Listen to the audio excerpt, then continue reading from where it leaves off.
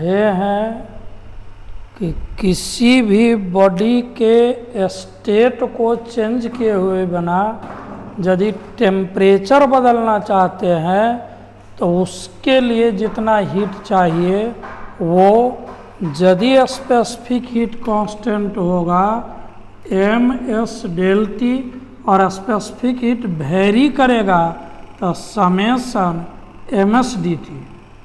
और specific heat का value सिर्फ वाटर के केस में याद रखना है, लेकिन वाटर में भी आप जानते हैं 3 स्टेट होता है, लिक्विड वाटर, आइस मतलब सॉलिड वाटर, और स्टीम मतलब वाटर वेपर, गैस स्टेट में वाटर। तो तीनों का अलग अलग बता दिए हैं, लेकिन ध्यान थोड़ा देना है कि 2 यूनिट था। 1 तब यूज़ किए थे जब कैलोरी पर ग्राम पर डिग्री सेंटीग्रेड, और 4200 तब यूज़ किए थे जब हम लोग यूज़ किए जूल पर केजी पर डिग्री सेंटीग्रेड। और अब देखना है हमको कुछ क्वेश्चन इस पर बेस्ड, 1-2 क्वेश्चन बताए भी थे, कुछ और क्वेश्चन देख लेना है।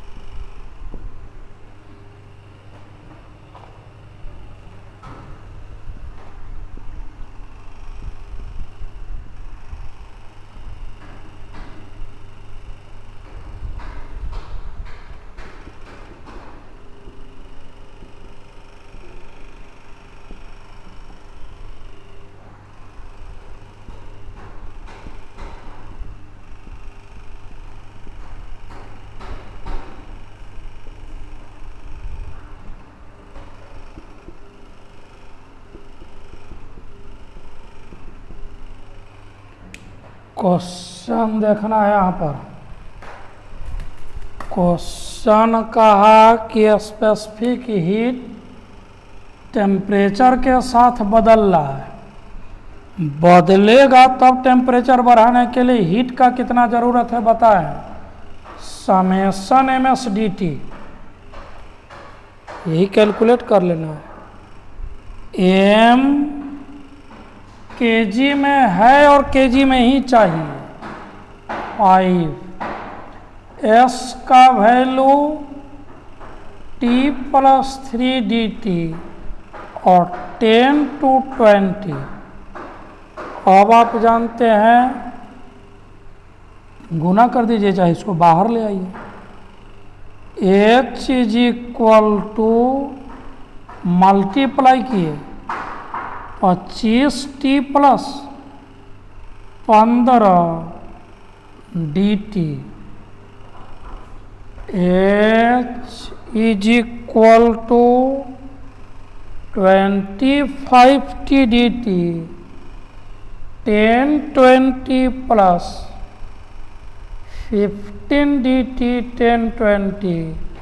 और अब कांस्टेंट बाहर, जितना पावर है उसमें और एक ऐड करेंगे by 2, lower upper plus 15 summation D T तो टी लोअर अपर।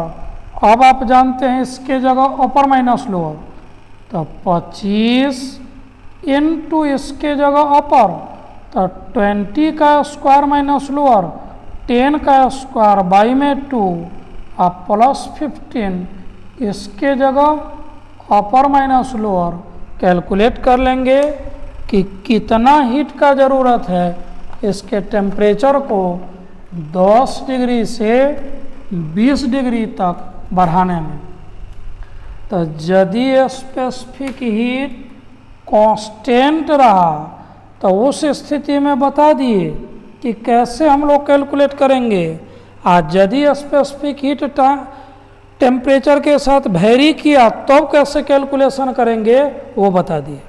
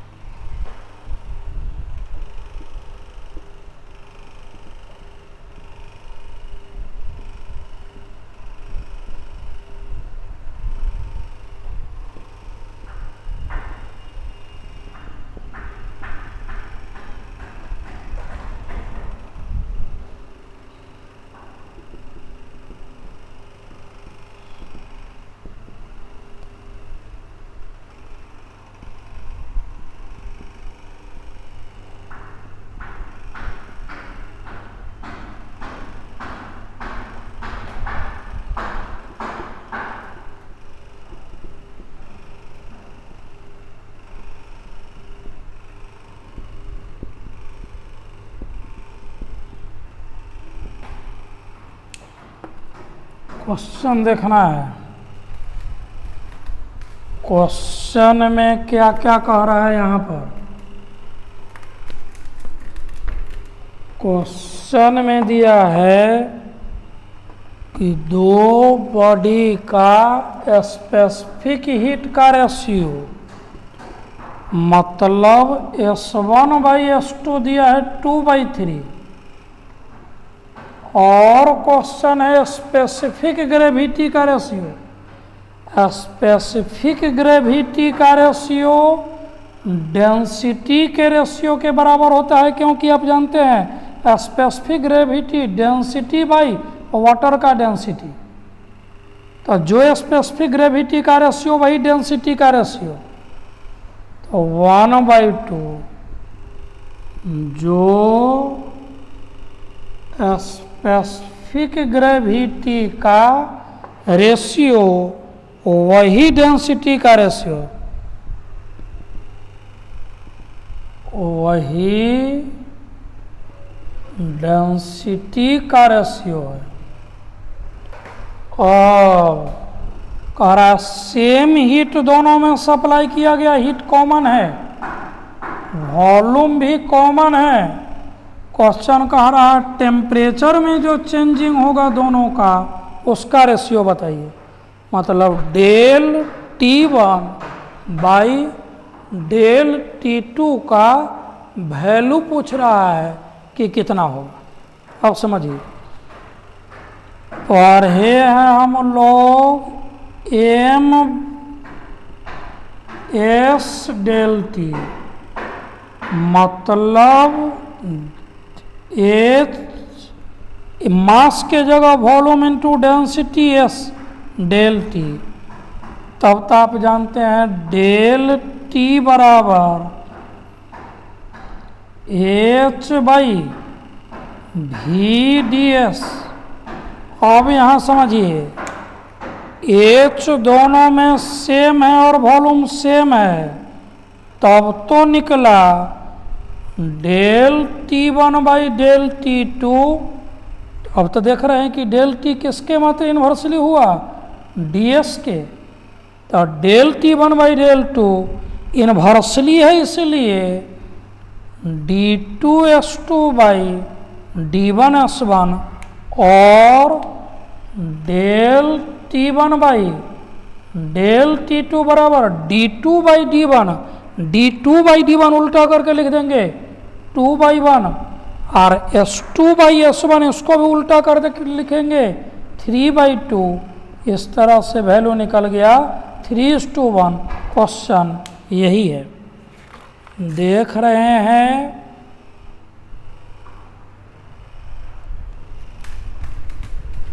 कुछ पॉइंट याद रखना है, और बता दिए थे स्पेसिफिक हीट के बारे में कि यदि आइसोथर्मिक प्रोसेस है, आइसोथर्मिक जिसमें टेम्परेचर वेरिएशन नहीं हो, तो स्पेसिफिक हीट इनफाइनाइट है।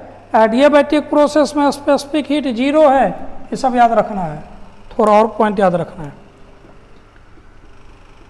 जिस समय हम लोग किसी बॉडी में हीट सप्लाई करते हैं तो उसके द्वारा उसका इंटरनल काइनेटिक एनर्जी और इंटरनल पोटेंशियल एनर्जी बदलता है। Internal kinetic, internal potential chemistry में नाम सुनो होइएगा, आगे थोड़ा हम भी बता देंगे। When heat is supplied, internal energy is changed, बदलता है। और याद रखना है कि कहीं पर मान लीजिए कि आग लगा हुआ है तो उसको बुताना है, तो ऐसा नहीं कि वहाँ पर लिक्विड रख देते हैं तो बुत जाता है। हम लोग ऐसा बोल सकते हैं कि लिक्विड रख दिए, तो लिक्विड तो पेट्रोल भी है, डीजल भी है, तो रख दीजिएगा तो बुतेगा। हम लोग पानी को रखते हैं, उससे भी बेटर है हेवी वाटर को रखते हैं, और उससे भी बेटर है लिक्विड सोडियम को रखते हैं। इसलिए उसका यूज किया जाता है क्योंकि उसका स्पेसिफिक हीट बहुत अधिक होता है, और स्पेसिफिक हीट जब अधिक होगा तो आप देख रहे हैं डेल टी बराबर H/ms, स्पेसिफिक हीट ज़्यादा होगा तो ज़्यादा हीट प्राप्त करने से भी उसका टेम्परेचर ज़्यादा नहीं बदलेगा, टेम्परेचर में बहुत कम परिवर्तन होगा, बहुत हीट एब्जॉर्ब करके भी। इसलिए लिक्विड वाटर को, हेवी वाटर को और लिक्विड सोडियम को हम लोग यूज़ करते हैं किसके तौर पर, बता दिए कि कहीं पर कूलेंट के तौर पर या फिर हीट एब्जॉर्बर। कूलेंट मतलब क्या, हीट एब्जॉर्बर के तौर पर, याद रखिएगा। Liquid water D2O heavy water and liquid sodium is used as coolant, coolant के तरह पर यूज करते हैं। कूलेंट मतलब हीट एब्जॉर्बर,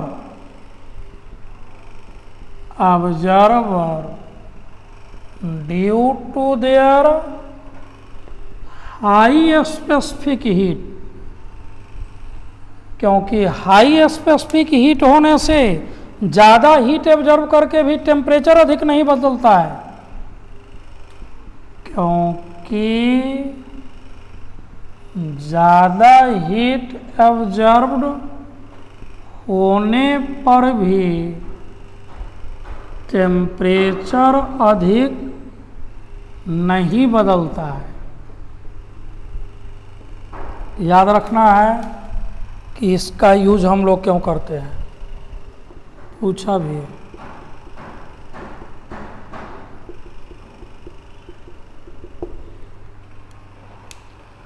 तो बता दिए किसी बॉडी में हीट सप्लाई करेंगे उसका दो काम होता है, एक काम है टेम्परेचर बदलेगा और दूसरा काम है स्टेट चेंज करेगा। जैसे सॉलिड है तो लिक्विड में बदल देगा, लिक्विड है तो गैस में बदल देगा।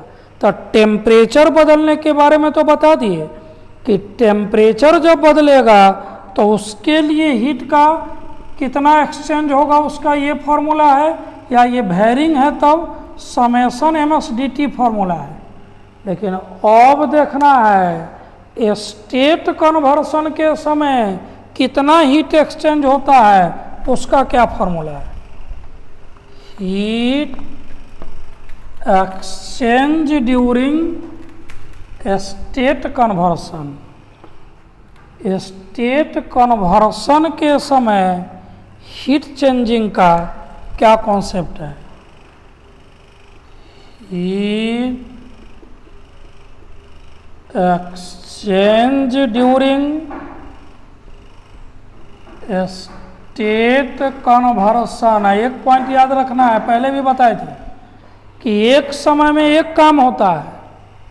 हम लोग सब काम शुरू कर देते हैं एक के बार में, कि पटना घूम भी लें, पढ़ाई भी खूब अच्छा से हो जाए, दोस्ती महिमी भी हो जाए, खूब अच्छा से घर भी बराबर जाते होते रहे, मतलब सब काम हो जाए। तो सब काम आज तक नहीं हुआ है, कहीं भी एक काम होता है, और न तो सब काम के फेरा में कोई काम ना होता है। यहाँ भी जिस समय टेम्परेचर बदलता है स्टेट नहीं बदलता है, और स्टेट बदलता है तो टेम्परेचर नहीं बदलता है।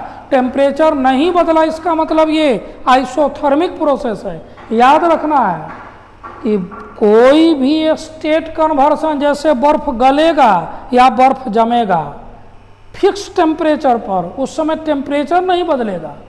भाप बनेगा या भाप से फिर से वाटर में कन्वर्ट होगा फिक्स टेम्परेचर पर, उस समय टेम्परेचर नहीं बदलेगा, सिर्फ स्टेट चेंजिंग होगा। तो एक समय में एक काम होता है, दूसरा काम नहीं, समझिए। State change is an isothermal process. Isothermal process का मतलब बता दिए कि वैसा प्रोसेस जिस प्रोसेस में टेम्परेचर नहीं बदल रहा है, सिर्फ स्टेट बदल रहा है। तो हीट जब स्टेट चेंज करेगा तो उस समय टेम्परेचर नहीं बदलेगा, isothermal process, temperature remains same, temperature में कोई परिवर्तन नहीं होगा, हमेशा फिक्स टेम्परेचर पर होगा। और कह सकते हैं आप कि टेम्परेचर नहीं बदला, इसका मतलब इंटरनल काइनेटिक एनर्जी नहीं बदला, सिर्फ इंटरनल पोटेंशियल एनर्जी बदला। मतलब मॉलिक्यूल मॉलिक्यूल के बीच के सेपरेशन में चेंजिंग हुआ। इंटरनल काइनेटिक एनर्जी पढ़े होइएगा केमिस्ट्री में 3/2 RT, इसमें किसी तरह का कोई चेंजिंग नहीं हुआ। इसमें internal kinetic energy of the system constant है। तो पढ़े हैं कि स्टेट कन्वर्सन हमेशा आइसोथर्मिक प्रोसेस है। स्टेट कन्वर्सन के समय टेम्परेचर नहीं बदलेगा, टेम्परेचर नहीं बदला, सिर्फ क्या बदला वो बता दिए, सिर्फ बदलेगा उसका स्टेट, सॉलिड है तो लिक्विड, लिक्विड है तो गैस, इस टाइप से। That is during a state change internal kinetic energy of the system remains same, उसमें कोई चेंजिंग नहीं होगा। While internal potential energy changed होगा, उसमें चेंजिंग होगा, उसमें परिवर्तन होगा। क्यों परिवर्तन होगा? क्योंकि मॉलिक्यूल मॉलिक्यूल के बीच का सेपरेशन बदलता है, तभी स्टेट कन्वर्सन होता है। तो कभी भी स्टेट कन्वर्सन फिक्स टेम्परेचर पर होता है, उस समय टेम्परेचर नहीं बदलता है। तो सॉलिड लिक्विड का कन्वर्सन मतलब सॉलिड लिक्विड में बदले, जैसे बर्फ गले या बर्फ जमे, ये दोनों काम एक फिक्स टेम्परेचर पर होगा और उसी को कहते हैं मेल्टिंग पॉइंट। तो अलग अलग मटेरियल का अलग अलग मेल्टिंग पॉइंट है, जैसे वाटर का मेल्टिंग पॉइंट 0 डिग्री है। तो solid liquid conversion solid liquid में बदले या लिक्विड सॉलिड में बदले, occurs at melting point temperature। Solid liquid में बदलेगा या लिक्विड सॉलिड में मेल्टिंग पॉइंट टेम्परेचर पर। और फॉर वाटर, वाटर के लिए मेल्टिंग पॉइंट आप जानते हैं 0 डिग्री सेंटीग्रेड, मतलब बर्फ गलेगा भी 0 डिग्री पर और बर्फ जमेगा भी 0 डिग्री पर। अब कितना हीट चाहिए नहीं चाहिए उसका फॉर्मूला याद रखना है। तो ये बताए किसका केस, सॉलिड लिक्विड कन्वर्सन का केस, कि ठोस लिक्विड में बदलेगा या लिक्विड सॉलिड में।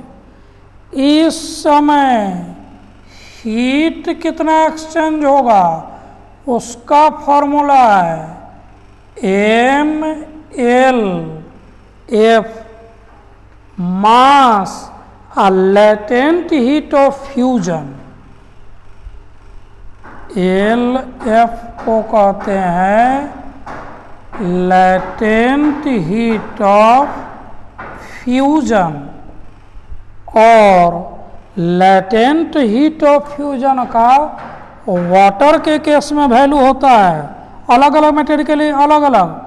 For water latent heat of fusion का वैल्यू होता है 80 कैलोरी पर ग्राम।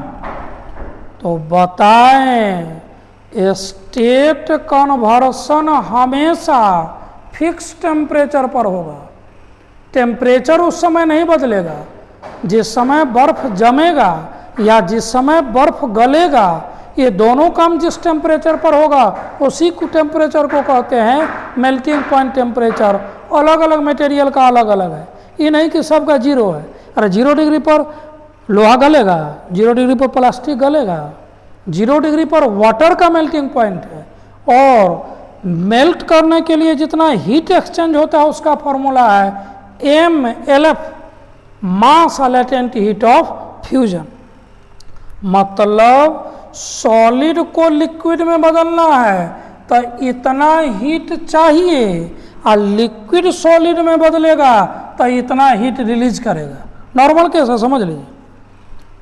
जैसे मान लीजिए यहाँ कौन कन्वर्सन हो रहा है, सॉलिड लिक्विड, तो 1 ग्राम बर्फ है, ये बर्फ है, इसका मतलब आप जानते हैं कि ये कौन सा स्टेट है, तो सॉलिड।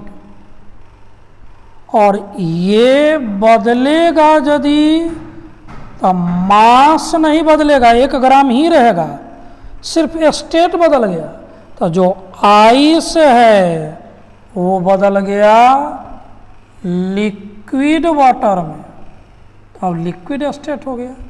लेकिन ये सॉलिड लिक्विड कन्वर्सन के लिए जिस टेम्परेचर का ज़रूरत है वो मेल्टिंग पॉइंट, और वाटर के लिए मेल्टिंग पॉइंट 0 डिग्री। मतलब बर्फ को गलने के लिए बर्फ चाहिए 0 डिग्री पर, पानी को जमने के लिए भी पानी चाहिए 0 डिग्री पर।